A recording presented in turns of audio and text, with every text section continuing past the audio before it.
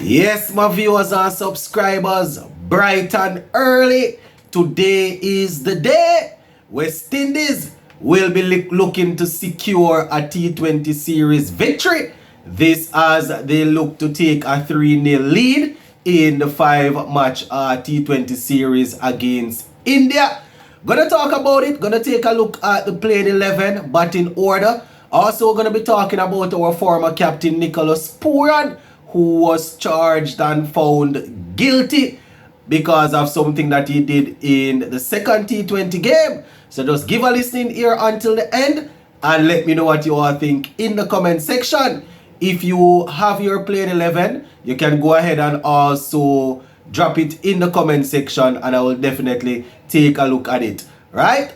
First thing, my peeps, I must apologize. Won't be able to do a watch along like we did over the weekend. You don't know the thing go already on a work day. But anyways, let us get straight into it. So the playing 11, I wanted to keep it the same. We won the first 2 games like that. And if we lose the third game having made a change, you're going to hear all sort of ruckus about why would you change a winning team and stuff like that. But I have always been one that believe, a winning team doesn't necessarily mean a finished product. You can improve a winning team. You might tweak it and it fail miserably. But, because of how Johnson Charles played in I think it was the series against South Africa, I was saying I want to give him the first 3 or 4 T20 games. But with Shea Hope on the bench there, albeit he's not a T20 player, in comparison to most of the guys in the squad there, we don't have any other batting option like that. So I am here thinking that that is the only change I would make if I would do anything. I would I'm not going to drop Brandon King. He didn't do much in the second game. He didn't do anything in the second game. The first game he got a good start. I think he made 28. Then he failed in the second game. So obviously we're not going to drop him in the third game. Kyle Mears, he's the man that you want at the top there to really do the thing.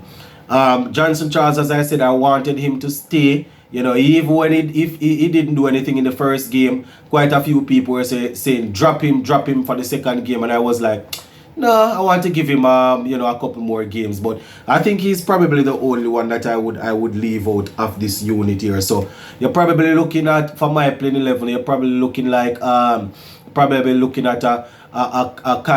Kyle Mears, a Brandon King, probably a Shea Hope, Nicholas Puran. Boy, it just sounds weird calling Shea Hope's name in the playing 11. And I think that's because probably would have needed somebody else in the squad, man. You understand? Probably he hasn't made himself available, or he hasn't done enough to really command that spot. But somebody like a Rutherford, even if he doesn't bat high like a 3, you can probably promote one of the other guys and he will bat down there. So Hope. Then we look at Puran at 4. Powell can probably come at 5 again. Hetmyer 6, vice versa between Hetmyer and Powell. So Hetmyer 6. You still have your Jason Hole at 7. Romario Shepherd, you have Romario Shepherd there. 8. 9 you have Akil Hussain. 10 you have Alzari Joseph. And 11 you have Obed McCoy. That is the only change that I would make. I was calling for a second spinner, but the way in which the Providence pitch played on the first game, in the second game there, second T20, I don't think I need to really go ahead and fool and worry about adding a second spinner. Next thing we do, play a second spinner and then the pitch turned into a spinning paradise. But we're going to leave those medium pacers to really use their subtle variations and subtle changes to help us out. The Kyle Mears, Obed is our lead pacer alongside Alzari Joseph. Romario Shepherd to do his thing also. And then we have Correa. Then we have Hussain. Hopefully we can get a good 4 overs from him. So that is basically how the playing 11 looks. That's also the batting order. Some keys to victory. If we win the toss, look to score upwards of 175, 180. At any given day, India can chase down anything. So if we win the toss and we're batting first, anything over 175, 180, once we work hard for it, if runs are out there on the table, let's take it. But, that we're looking in the ballpark of there. Generally speaking, well, based on what we have heard, the average score on the Providence pitch is usually around about 149. So if we get anything above one that are, you know, probably par score, they would say. But you know, we can aim for 175, 180. If we bowl in first, anything around about the 150 mark, if we can restrict them, that is already a good target right there. Don't know if we're gonna be able to restrict them 2 times under 150, but that would be good if we are able. Well, not say 2 times, but don't know if we're gonna be able to restrict them under 150 again. But you know, that would be good. That would be good if we can get them around about 150, 155, and we take it from there. So that is how my team is looking, and a couple of talking points.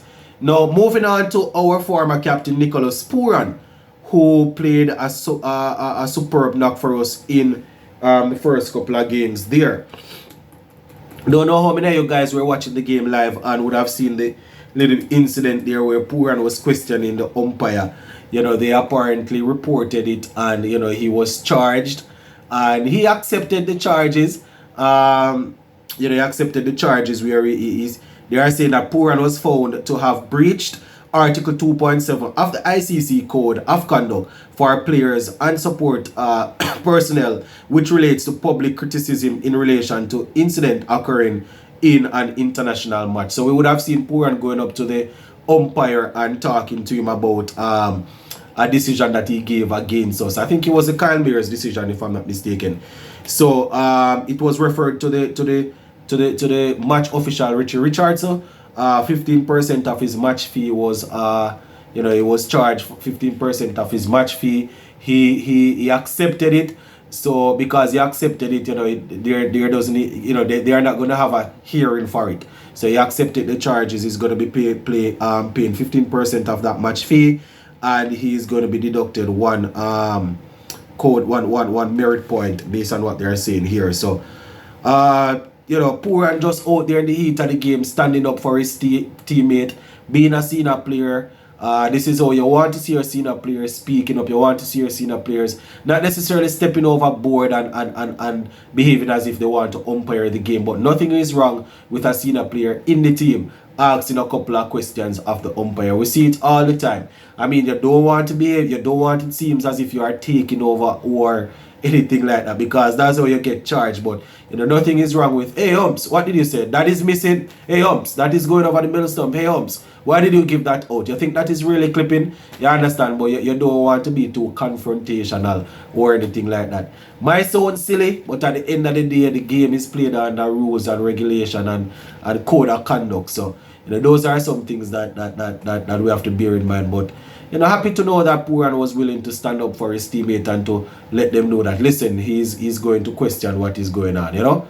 And we would have seen how some of the calls went in the early part of the game anyway. So yeah, that is basically it for this one, my peeps. As I said earlier, won't be able to do this watch along for today's game, but just continue to stay tuned, man. You don't know it going to be watching the game though, so you can come through later on for your in-depth analysis. You understand?